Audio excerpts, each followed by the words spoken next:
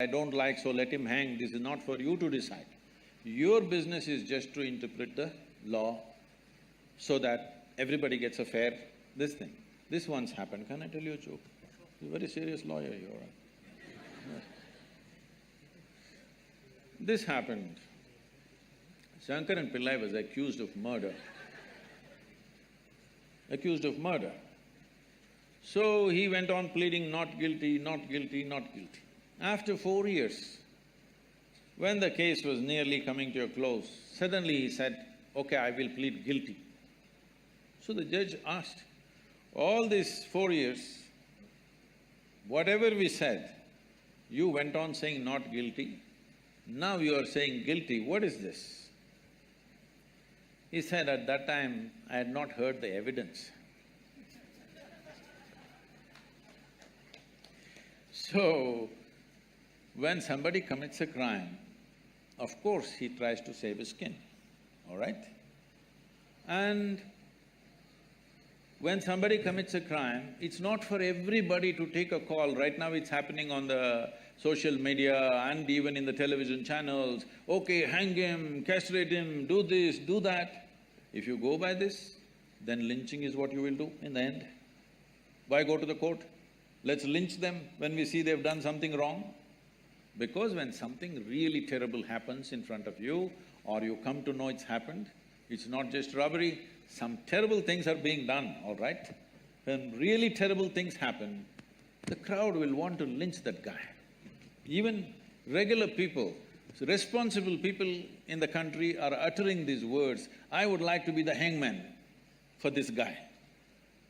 So why they're saying this is, yes, your humanity burns when you see such things happening, but you as a lawyer, your business is just to interpret the law, to stay within the framework of the constitution. It's not for you, because you know this guy has committed the crime, it's not for you to take a gun and shoot that guy in the court. That's not your business. That should happen through due process. Even if it looks unjust, what is unjust is the length of time that these legal procedures are taking. If we want justice to be reasonable and human or humane, it's very important, the time has to be reduced. This time is killing people and this time is making people do extrajudicial stuff simply because the amount of time it's taking. This has to change. So, I mean, it was an extremely insightful explanation wherein you talked about why certain mobs or why certain individuals take law in their own hands. May it be the judicial delays, may it be the time-consuming process. Just one clarificatory question I had here is that while the absence of adequate legal infrastructure might propel them to do such acts, are such acts justified despite the inadequate legal infrastructure? That's one I thought I made that extremely clear in the previous answer. Anything outside the framework of law, the moment you think it's all right, however nice and right it may look to you, then you're breaking the nation. May it be as a lawyer or as a citizen? Even as a citizen. But at the same time, when there is no law, when the law is skewed in somebody else's favor, I know I will not get justice, something terrible happens to me, you can't stop this human being from doing it. So it is both ways. Is it correct? It is definitely not correct. Nobody has the right to do it. But you cannot use that position and keep on keeping people in a state of injustice. They will act in their own way. So, legal reforms need to happen rapidly, otherwise you will see things going, people taking it in their own hands. Thank you for the answer.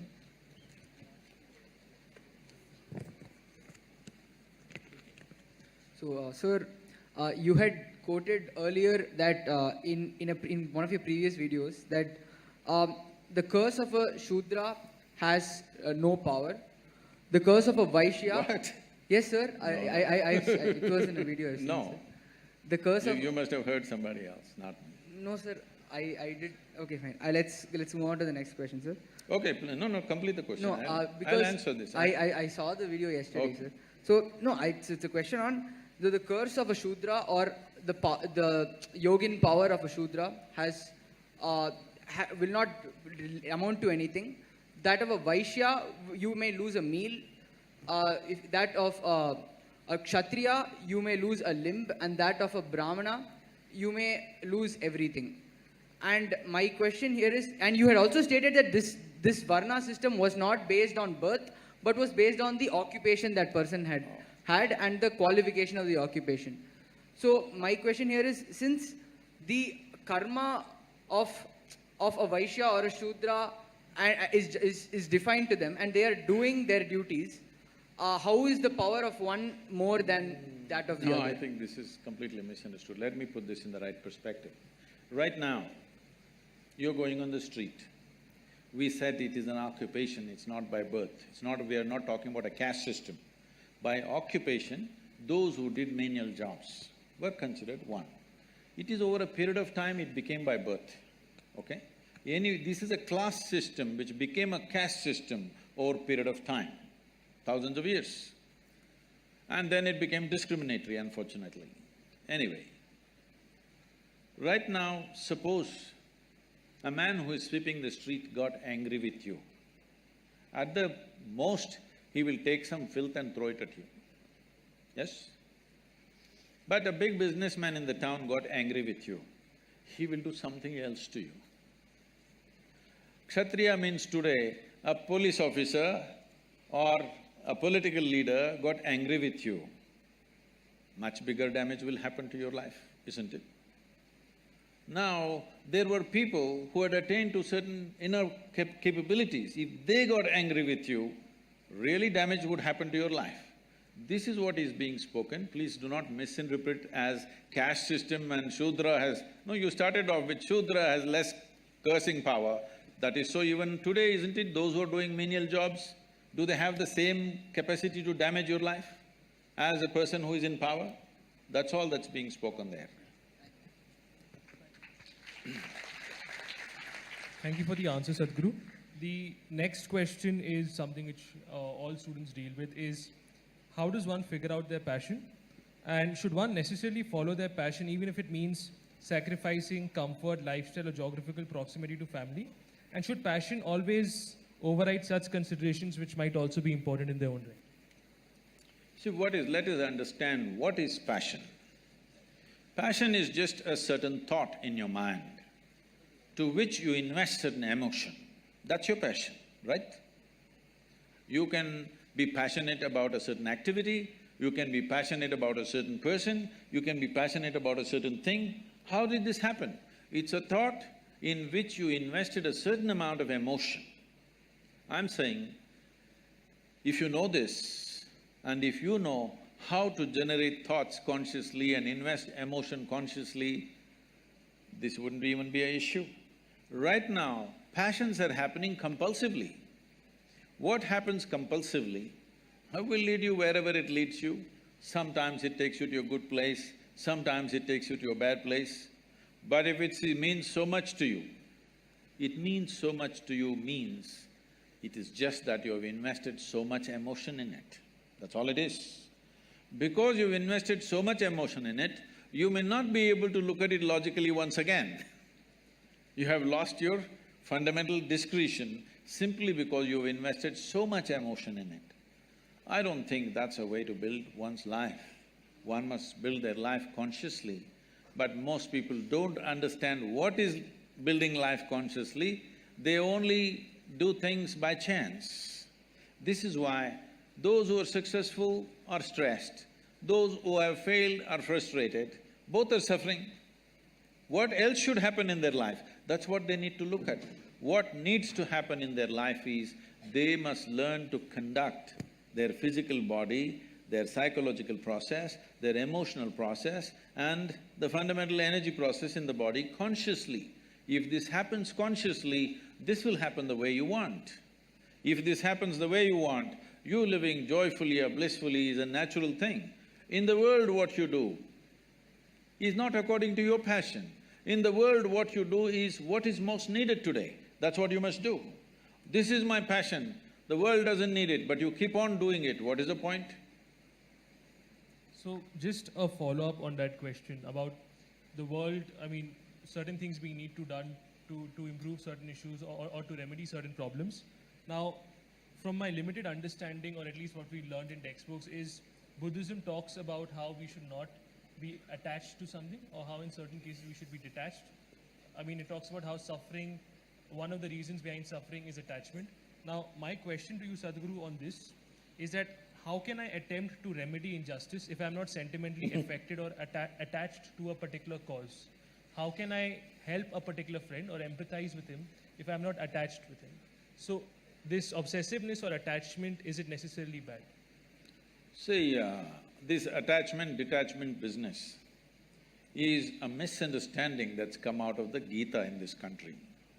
People misunderstood Krishna like nothing, in the sense, people think Krishna is talking about detachment. Please look at his life. His life is involvement, isn't it? If you look at the scape of whatever we know about his life, whatever little we know about his life spells involvement, involvement, involvement with everything around him. So this person unfortunately is being accused of detachment. See, if there is no involvement, there is no life. You can only know life with involvement. Even if the meal that you eat today, if you're not involved, you will not know what it is. Without involvement, you cannot even taste life. Not possible. People are talking about detachment because of fear of suffering. Fear of suffering has come because when they involve, they get entangled. They do not know how to get involved, they just get entangled. Entanglement is happening because your involvement is very discriminatory. Is that sinking in? So I should be equally involved in everything, is what you're saying? I mean…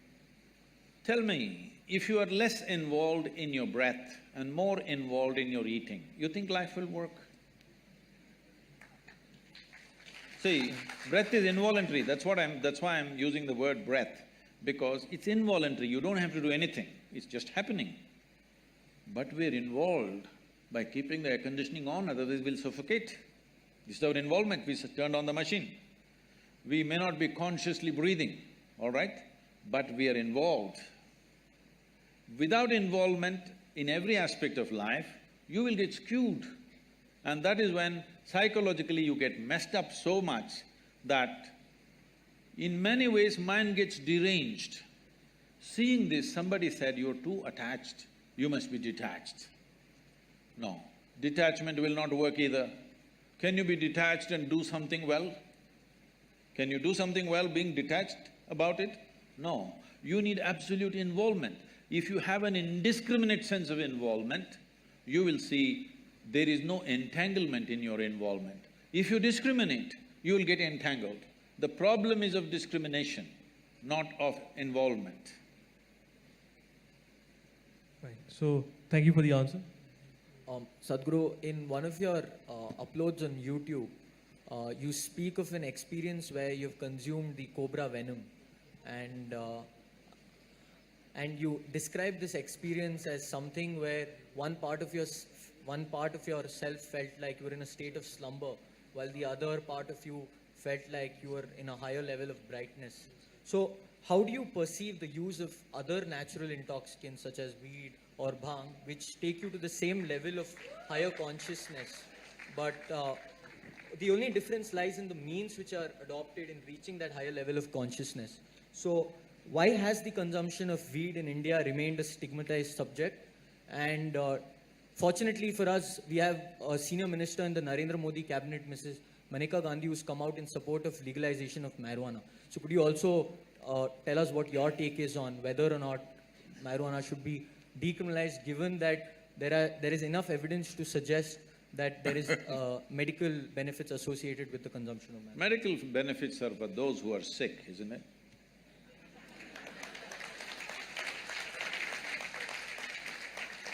We talk about medical benefits when people get sick, not when they're healthy, all right? So, I'm glad you've been doing some research about finding that cobra venom thing.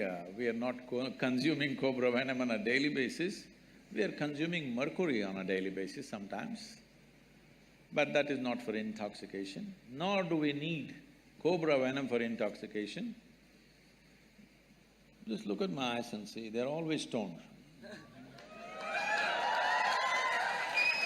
Really, don't put your head down, just look at me and see. I'm always stoned. I never touched a substance. But is it true that this human mechanism is the most sophisticated chemical factory on the planet? Hello? So if you know how to manage this well, you can produce what you want in this. Anyway, there was an Israeli scientist, you might have heard about him because you've done so much research on this aspect. He was doing research on cannabis and its impact on the neurological system. So he started this research in the United States. Every year he was getting some 15 kilograms of cannabis. For almost 12–13 years he got this, and he produced no results. And in 1980s, when US drug agencies, you know, the agencies which were working against the drug smuggling and stuff, they decided to not hit the suppliers but hit the market. So the street was burning with police action. At that time, the police and the agencies said, this guy is getting 13 kilograms per year. We have not seen any paper from him, it must stop. So they stopped. Then he moved to Israel and he showed what he has done, and they supplied marijuana for him as much as he wants. In about 4.5 years, he came up with this. He said, there are millions of cannabis receptors in our brain. But why? So he threw this information to all kinds of scientific disciplines to find out why in human brain there are millions of cannabis receptors. Well, naturally the anthropologist said maybe at some time the whole humanity was smoking. But that's not possible because many parts of the world it doesn't exist. But even there, they have. After many things, many funny things happened around the world in this context, then the neurologists came up with this and said, the brain is expecting that you will produce cannabis within the system. It's not expecting you to smoke. It's expecting you produce that so that it becomes a mood equalizer for you all the time. But most human beings have become inefficient chemical factories, or they're just lousy CEOs managing a great factory. So they start smoking from outside. It's not a moral issue. It's not a moral issue for me. But the thing is, there is substantial studies which are being put down by those few activists who want to promote it. There is substantial studies to show that your decision-making, your certain dimensions of your brain, particularly about decision-making, are sufficiently suppressed. If you smoke marijuana for 30 days, this will last for 4 to 5 years. Your decision-making is clearly affected. With that kind of mind, with that kind of a brain, if you enter the court and I'm putting my life in your hands, I don't want a cannabis-smoking lawyer for me. I don't want a cannabis-smoking surgeon to work upon me. If he's just smoking on the street corner, not doing anything to anybody, it's his problem. But definitely I don't want my surgeon to be on marijuana and do surgery on me. Yes or no? Do you want? Nor do I want other drivers, because I drive at a certain speed, I don't want other drivers who are smoked out driving with me. I don't want. Nor do I want my driver ever, if at all if I sit in the back seat, to have smoked and then driving. If you want that, you choose, but we don't want that. Most people don't want that because they know what it'll lead to. So what we are looking at recreation, we have made it this way. What this means is essentially, today, 70% of the American population is on prescription medication, rest of the world is trying to catch up. Yes, rest of the world is trying to catch up. People are starting medicines very early on their life. The remaining 30%, of course, are going on things that you're talking about. Why just stop with cannabis? Why don't we do some cocaine? Because it really fires us up, you know? It's okay, man. It's all right with me. I told you, it's not a moral issue for me. It's a question of whether it'll enhance your life or suppress your life. Whether it'll allow you to live your life full on, or will it make you a smaller life than the way you are, or what you're capable of. Nothing less than what you can do must happen in this life, isn't it? For whatever reason. Either because of your attitudes, or your stress, or your drug, or for whatever reason, you should not become a human being less than what you could be. You must maximize this life, because all you have in this life is how intense and profound is your experience of life, that's all there is. And half the time if you're dazed out, you will miss that possibility. But if you come to me, I can teach you a way. Simply you can sit here and be stoned out. No. Really. Not just me, I do this to any number of people, thousands of people, they just sit there and boom. Every day in the morning I can show you millions of people who close their eyes, tears of ecstasy dripping, because there is a way. There is a way to activate this system, because there's no more complex chemistry on the planet than this one. Yes or no? Do you agree with me? When everything is here, it's best to learn to use this. If you invest some time early on in your life, very effortlessly you can get here. Instead of that, if you take external inputs, we know all the negative impacts of that. So, sir, when someone has wronged us or has abused us in some way, we either have feelings of hostility and resentment. Oh, we must file a suit. No, in a minor sense, if they abuse us or if they wrong us, we sometimes have feelings of resentment and hostility against them. And sometimes we might tend to forgive them and let it go. So my question here is, where must we draw a line to hold the wrongdoer responsible for what he does, and when should we know to forgive him, and when should we know to let it go? So this is the question. See, this is not about the other person. The choice for you is this. If you are given a choice, right now, for all of you, if you are given a choice that you can either live joyfully, blissfully, or miserably, or in anger, or in stress, or in resentment, what is your natural choice? You must choose, I'm going to bless you right now. What is your natural choice? Joyfully, isn't it? Because every human being is looking for highest level of pleasantness for himself or herself. You can call it joy, you can call it bliss, these are just words. Essentially, we want highest level of pleasantness for ourselves. If your body becomes pleasant, we call this health. If it becomes very pleasant, we call this pleasure. If your mind becomes pleasant, we call this peace. If it becomes very pleasant, we call this joy. If your emotions become pleasant, we call this love.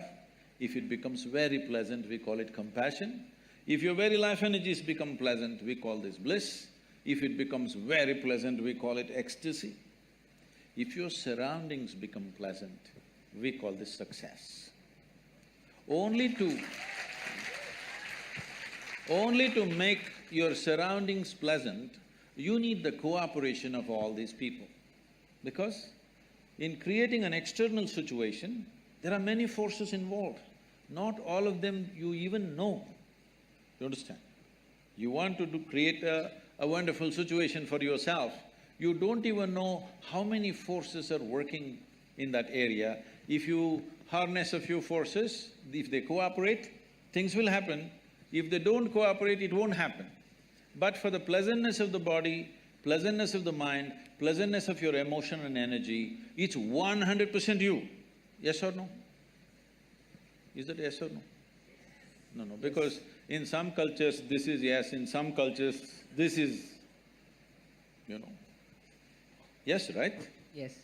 Surroundings, creating situations in the surroundings, you need cooperation from the people, otherwise it won't happen. So only for success, you need cooperation. To keep yourself pleasant, it's 100% yours. So right now, you know well that you want to be peaceful, but somebody else is doing something. What are they doing? They know what they know best. They're abusing you. Why are they doing it? Because that's all they know. Yes or no? That is how they know their life. That's why they're doing it. If you become resentful and you think something will happen to them, see, these are things. Anger, resentment, hatred, these are all poisons that you drink and you expect somebody else to die. No, life doesn't work like that. You drink poison, you die. It's a very fair life. If you drink poison, you die. Very fair, isn't it so? I drink poison and you die, is it fair? So, people who are in anger, resentment, hatred, this is their thing. They are drinking poison. When I say poison, I am not saying in a moral sense. There is substantial medical evidence right now that we can show you with a blood test that 5 minutes before you take your blood test right now, 5 minutes you may remain in extreme anger and take your blood test, you will see you're chemically poisoned actually. So you're literally poisoning yourself, thinking it's going to hurt them. No, it's only going to hurt you. So it doesn't make sense to me, that's all. It's not a morality, whether you should get angry or not get angry. It's up to you if you want to make a mess out of yourself. So this is a question we were sent, and the context of this question, as I understand, is that previously our understanding of gurus or mystics were individuals who meditated and were in penance in forests, who were not attached to, who were not attached or concerned with businesses. So a question we were sent is that now we see a lot of mystic individuals who have huge foundations, who have companies, some of whom who have gone into production of foods and soaps. So the question here is that, is this… Toothpaste. Toothpaste That's the most too? popular. So the question here is that, is this a healthy trend that you have individuals who you otherwise identified as individuals devoid of material pleasures or away from material pleasures or away from businesses are now actually turning to them? Well, you have not yet managed a business. Managing a business is definitely not a pleasure. But I know who is in the focus right now. See, I had some kind of a conference in Chennai, and somebody came to pick me up, and the driver was driving. He's a regular driver. He goes behind what is in front of him, and it's getting late. I have a reputation to keep that in these 37 years I have not been late to a single event in my life. Though in one day I may have 3, 4, 5 events, still I have not been late to one. So I want to get there, this guy is going at his own pace in the traffic.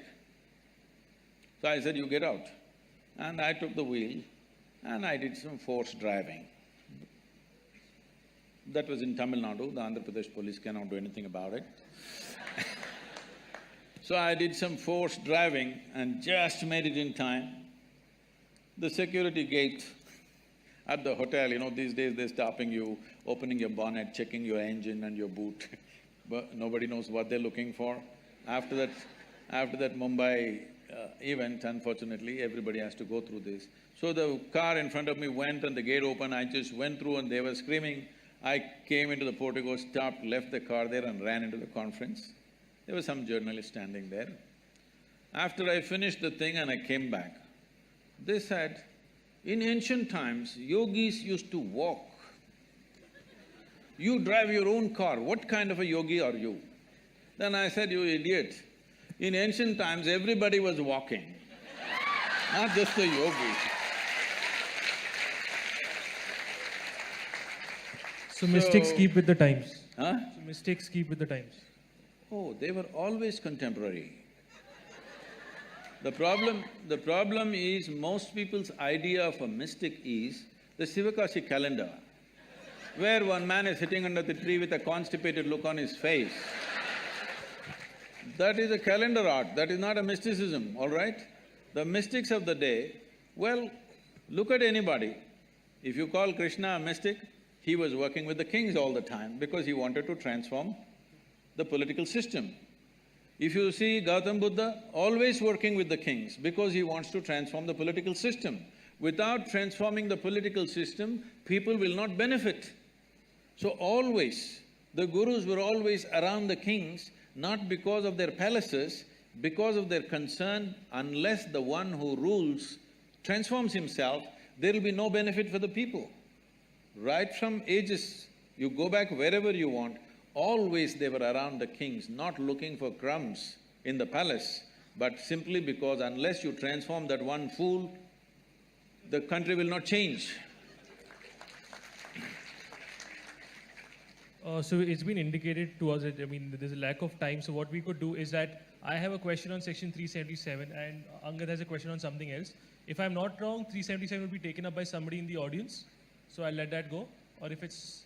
does anybody in the audience have that question? Then I'll let it go. Does nobody have a question on that? Fine. So I mean, when somebody asked you for your views on section 377, you talked about how we should not be entering into people's bedrooms, how they should be given the privacy, how we should not be criminalizing this.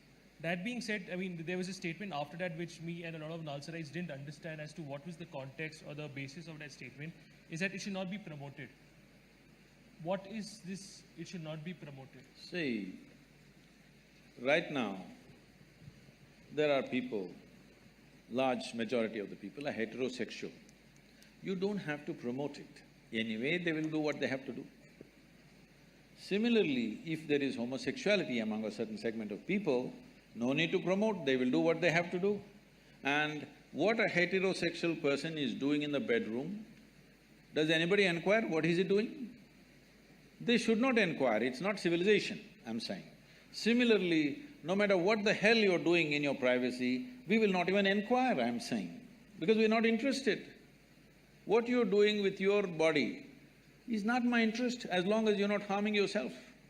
If you're damaging your system, then maybe we have to intervene. Otherwise, what's my business what you're doing with your body? The question I have on that is that, yes, I mean, as far as heterosexuals are concerned, they are a large majority.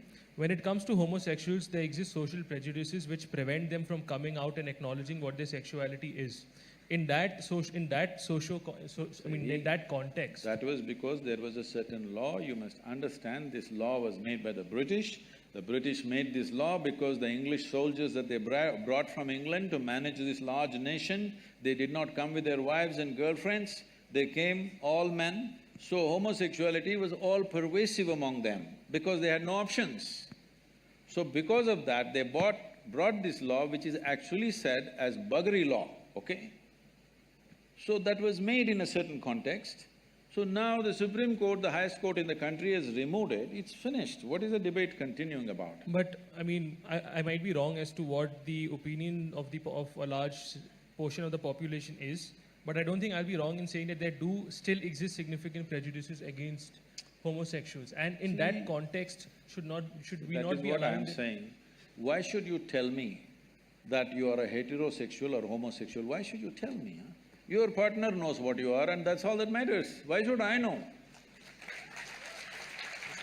But you want to tell me, and I must have the right kind of emotion towards you. Why are you expecting this from people? Sadhguru, the point I'm arriving at is that I might not be able to acknowledge my own I will not be able to acknowledge it to myself, leave alone to anybody else, unless and until this social prejudice and until homosexuality comes out in the open.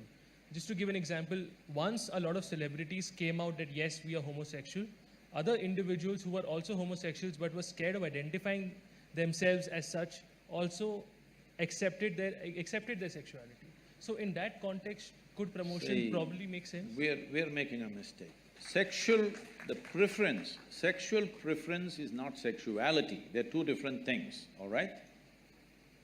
Sexual preference is a different thing. You're making it like it's a kind of a new species. It is not, I'm saying. They're all human species, different people have different choices, it's up to them. There is no need for you to go about making some kind of a campaign about it. It's not necessary because you will inevitably get the hit from others who don't see it that way. Where is it needed, I'm asking? It's a personal choice. Yes, I might get the hate, but I also might, I also might be able to allow other people who are suppressed in their understanding of what their sexuality is come out in the open and acknowledge what their sexuality is. It might help them. See, the thing is, what you're demanding is that everybody should acknowledge whatever you do. People may not acknowledge. What's your business? It's legal. Leave it, no. You're not going to prison for it. That's about it. Just leave it. I don't like it, so what does it matter to you? Somebody doesn't like it, what does it matter to you? It should not matter, that's all I'm saying. It's within the framework of law, just leave it. So, Sadhguru, there's one last question in this segment, or would you like to move to the next segment? We have one social media question. Whatever, sir. You're the boss, sir, whatever you say. So we'll pick up the one last question. The theme is coexistence and fear. So clearly you have this strong affinity for the species of snakes. Now, fun fact, and you've also gone on to say that… I have a strong affinity for all species. But people take pictures only when I pick up a snake. When I pick up a grasshopper, nobody does it. You've gone on to say that there's no such creature which is as perceptive as the snake. So, fun fact, Shamanpet is a snake-infested area. We have loads of snakes around campus. Yeah? Yeah, in Nalsar. So It's not snake-infested. This was their homeland Exactly. and you have invaded. Exactly. That's something everybody agrees That's something on. everybody acknowledges. We have come to their homeland. So this is where my question is going. Is there any specific reason why we are so fearful of these species when they themselves are equally fearful of us? So how do we train our mind to overcome this paranoia? And the larger question is, how do we ensure a mutually sustainable habitat where we do not disturb the balance between the human-animal interaction? See, there are many questions. I don't know what's the level of interest in snakes, accordingly I will go. Hello? I've been involved with snakes from a very early age. When I say early, I caught my first snake probably when I was 5.5 years of age. What is significant about this is, snake is one creature. If you do not know this, it's stone deaf. You know this?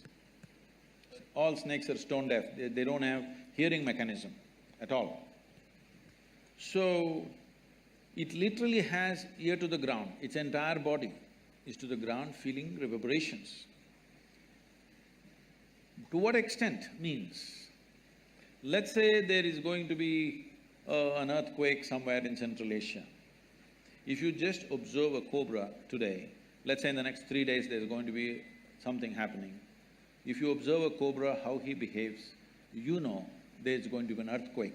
If you study it sufficiently, you can even indicate the direction in which it's going to happen and an approximate distance. Whether it's going to happen 100 kilometers away, 1,000 kilometers away or 3,000 kilometers away, you can make an approximate guess, like meteorological science, you can observe. Because he's got his entire body to the ground, even the smallest reverb that he feels, he behaves differently. So in that context, he is very perceptive. And he is also chemically very perceptive. The only way he knows you is by your chemistry. He doesn't see you very well, but he knows your chemistry very well. See, if you go… don't try this by yourself, huh? Because you're on pot. You may not be quick enough for them. If you just go and pick up a cobra simply like this, not by his head or something, just in the middle, hold him, just pick him up, he will simply come without any resistance. If there is any anxiety or anything within you, you show little bit of anxiety, he will go for you because he sees it as danger immediately. So I was telling people, people were saying, how do we know, Sadhguru, we are really meditative and at ease? I said, we must do a cobra test for you. If you just pick it up, if he just comes, you're at ease. If he reacts, that means you're not at ease. I don't know, one picture came for a moment in that video where I'm holding a king cobra. You saw that one? A king cobra, I think no, not in this, it didn't come. I think a king cobra was on the ground. There's another picture where I'm holding a king cobra halfway down and he's just like that. A king cobra is a snake that if it bites you, it'll just hardly give you 20 to 40 minutes, you'll die within that. A regular cobra, it bites you, because you say they have snakes, I'm giving you some knowledge. It mainly, the cobra venom affects your cardiovascular system, it gives you anywhere between 4 to 6 hours. If you don't get excited, you may get another 1 or 2 hours extra. If it bites you in the body, you will have 4 to 5 hours. If it bites you in the limb, you may get 6 to 8 hours time. But if a viper bites you, you have much less time. If a banded carrot bites you, you have just 1.5 to 2 hours. Because one venom attack affects your neurological system, another venom affects your cardiovascular system. What it is doing to you is your blood gets thicker, so you can't breathe. And everything gets tough because the heart will start pumping in a certain way because the blood gets thicker and thicker, coagulation happens across the body. Why I'm saying this to you is, the nature of the venom gives him that. Venom is not only in his sac, he's producing it in his entire body. Today, there's so much research gone into the medical sciences, you will see in the next 5 to 10 years' time, almost all neurological ailments will be treated with cobra venom, snake venom and scorpion venom and spider venom. And some sea snakes which have very special kind of venoms which could kill you in 5–10 minutes. So, a lot of research has gone in. Almost for every neurological problem that people are going through, like Parkinson's and memory losses, all this they are going to treat with venom. Still it has not been approved, but much research has gone in this direction. So it knows your chemistry so well. The beautiful thing about this is, there was a time when I'm sitting in some jungles in the Western Ghats. You guys are on the east, but you must come to the Western Ghats, that's a real jungle, okay? It's a rainforest. If I'm sitting and meditating, normally I don't know why, now I'm wondering why I sat in the afternoons, but I always sat in the afternoons, not early mornings. Afternoon I sit for meditation and I'm like sitting for 5–6 hours. When I open my eyes, a dozen snakes are sitting here. They're just drawn to that chemistry.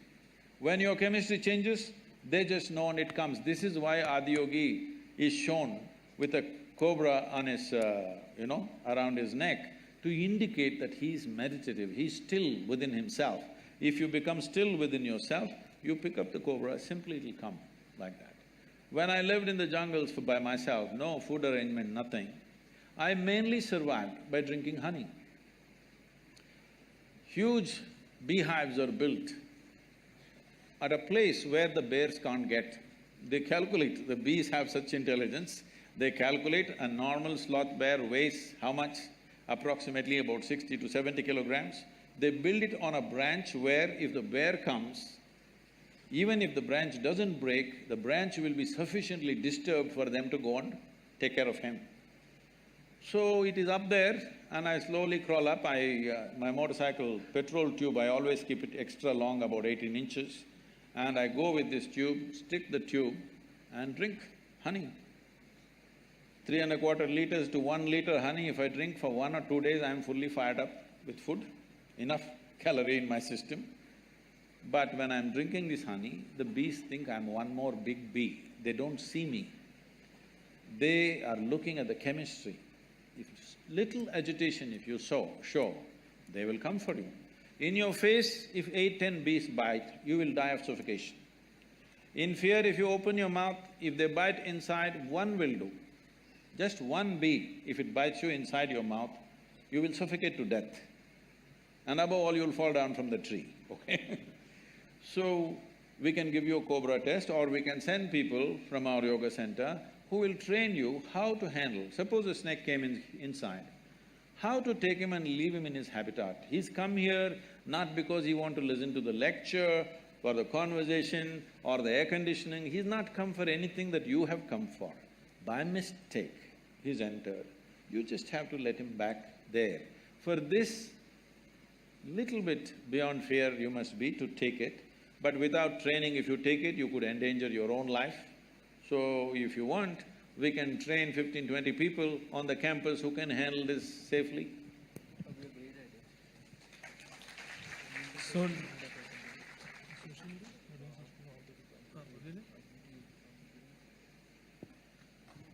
Fine. So the next question is, I mean, so we'll be doing the social media question. There's one social media question. Then we open it up for audience questions. The social media question, Sadhguru, is that how do we get the population interested in politics and in governance? In the sense that if you can hold it a little closer. how do we get the population interested in politics and governance in view of the fact that, I mean, in most elections there are less than 50% turnouts? See, this is not about politics. There is not enough concern about the nation and the people. That concern has not come to a whole lot of people. Still we are in that mode. Our attachments to our family, our identities with our family and community is so strong. If me and my family are doing well, I don't care a damn what's happening to the country. Election day holiday means me and my family go on a picnic, not for the voting. Who'll go and stand in the queue? We will go on a picnic or we'll go to the cinema, we'll do something else. Because the identification with the family is way bigger than the national identity, and because of that, they think us, other people will vote. This is their idea. Other people are going to vote, so what is there if I don't go? There's a beautiful story that Mark Twain used to love to say. There was a time when people believed there are people on the moon. Before Apollo, I'm saying in America, people believed there are people living on the moon. So they got a bright idea. They thought, on one particular given moment, all of us go stand on our rooftops and shout one word together in one voice. The word that you shout is who at them. Let's see what they say. Shall we try this here? Can all of you, I will say 1, 2, 3, can you just say who as loudly as you can so that the whole Hyderabad hears? 1, 2, 3. See, you have become wonderful like this, but that day came, everybody stood on the rooftop. That time I got a very, a very artistic idea. I thought, this is such a rare moment. All these people are going to say one word. And me, I have a small voice. What is there if I don't say it? And I just wanted to hear this extraordinary moment, everybody saying who. And that moment came and it passed in total silence.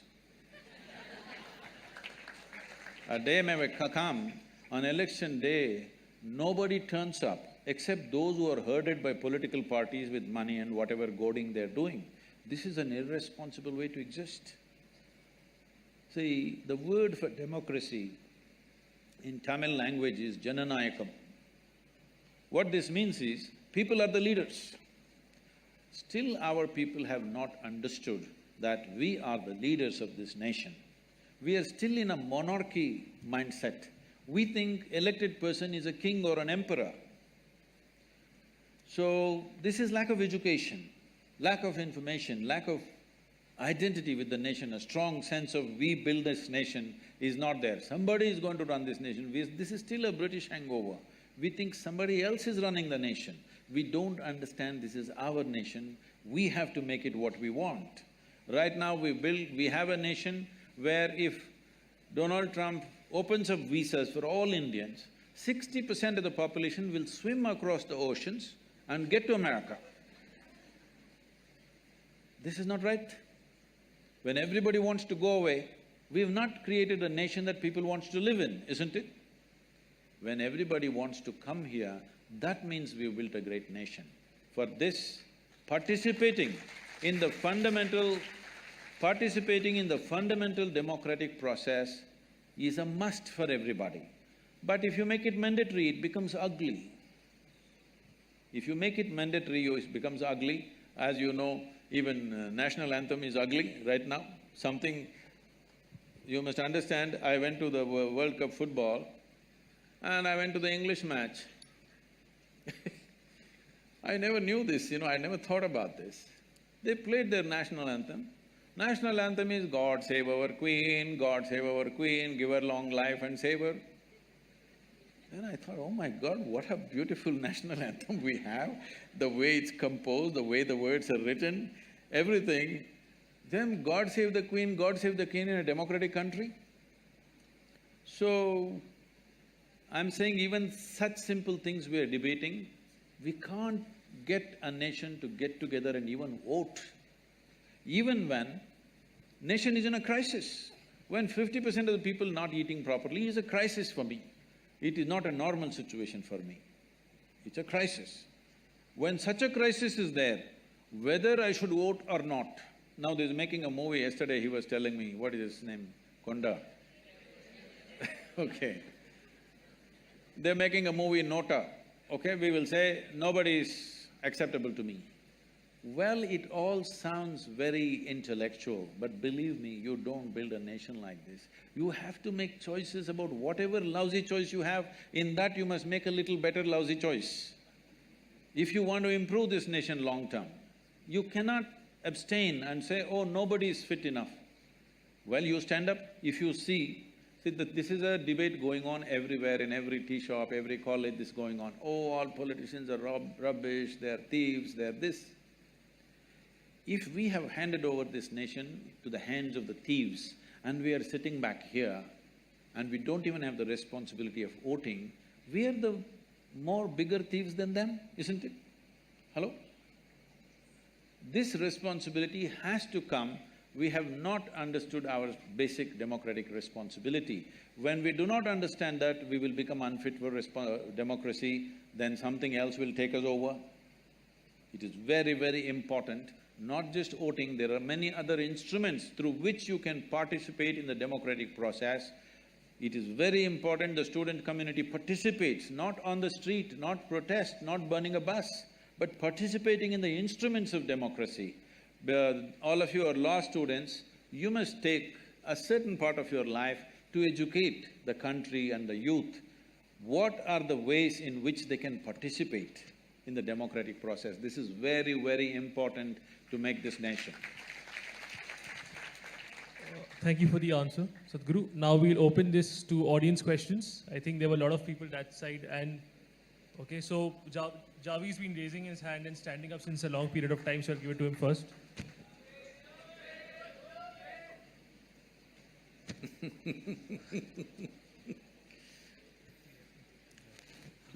Good afternoon, Sadhguruji. As an elder, as a guest, and as an achiever, you have my respect. Now, you've been talking about a lot of undernourishment in India, people who are undernourished. It is these very undernourished people that we have taken away the food from, their nutrition. And secondly, it is these minorities who are scared to, do things out of their own volition, exercise, their own autonomy because of the environment we have created. And you also talked about, how America, respects its national anthem. There have been several politically motivated stances taken by a lot of people whereby they decided not to respect the national anthem. No. They decided to respect in a different way. True. But it's there is also… a difference. By not standing up is the point here. I'm saying that, we have created an environment of coercion and violence here. And in solidarity, if we decide to, not do this because it seems like a politically motivated… Please, sir, the microphone. Because it seems like a politically motivated… we didn't hear decision. the last sentence. We have created an environment of coercion and violence in the society. All the people are being forced to do this against their autonomy. So in solidarity, if you decide to not stand for the national anthem, there are bigger things here. I hope that was not a rhetorical when you asked us, is there a solution? Why should we, look for a higher ideal somewhere? Why can't we just, live with acceptance and tolerance instead? Respect these people's opinions. See, that's the idea. No. That's where the does solution. acceptance and tolerance and national anthem…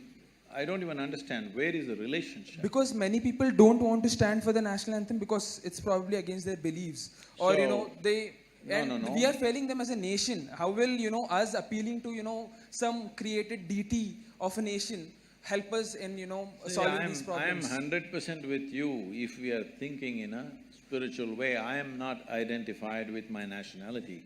I see all people around the world are involved with me. My work largely today has become much bigger outside the country than here. So it is not… See, you're looking at this in a very simplistic way or in a rudimentary way. In the sense, You think everybody should be either for or against. I am not for or against, I am just asking you. Now you talked about various levels of injustice which has happened in the country, unfortunately it's a fact.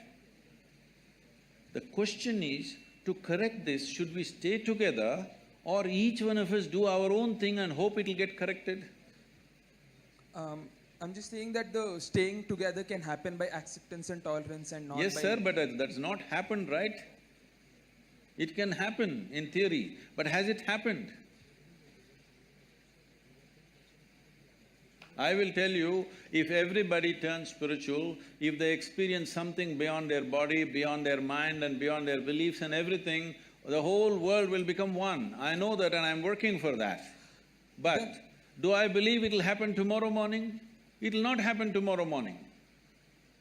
I mean… I must tell you, when I was… how old are you? I'm 21. Huh? I'm 21. Okay, when I was 4 years beyond you, when I was 25, something happened to me. I just sat in one place and suddenly I realized every cell in my body was bursting with ecstasy. I didn't do anything, simply it was overflowing with ecstasy. Then I realized, if you don't do anything, if you don't mess with anything in the body or in the mind, it just overflows with ecstasy by itself. When I realized this, I actually sat down and made a plan. This is so simple. On that day, the world's population was 5.6 billion people. I made a calculation and said, in 2.5 years' time, I will make the whole world ecstatic because it doesn't need anything. If you just teach them how not to mess with themselves, they will all become ecstatic. I thought it's going to happen on that day. But look at me, 37 years, hey, you're not looking at me. 37 years, and well, I have touched over 500 million people, but that's not my idea of the world. My idea of the world is 7.6 billion people. Now I know I will die as a failure, joyfully, but as a failure. So I want you to understand the nation is not built on some egalitarian ideas. People need emotion. Without emotion, they won't come together. You cannot put people together without emotion. Whether it's a family or a nation, it's true. Just one last point I want to make. You have so much soft power as a celebrity and, as a, mystic who is well known throughout India. And the state at the same time is the state well. So, I mean, in such a politically charged environment, us taking a stance, I do think that's problematic to, a lot of other, communities which disagree with what's happening. What stance have I taken?